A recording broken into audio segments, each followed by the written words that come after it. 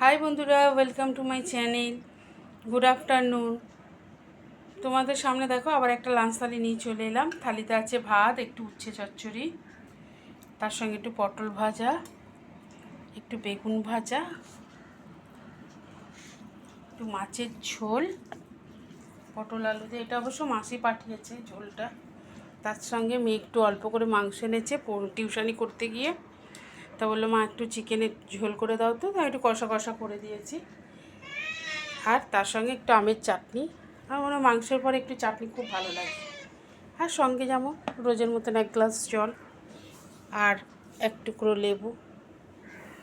তা কেমন লাগলে বলো, তাহলে আর নতুন করে কিছু বলার নেই। তাহলে আজকের মতন দাঁড়াও তার আর একটুখানি দু টুকরো পেঁয়াজ। তাহলে আজকের মতন টাটা।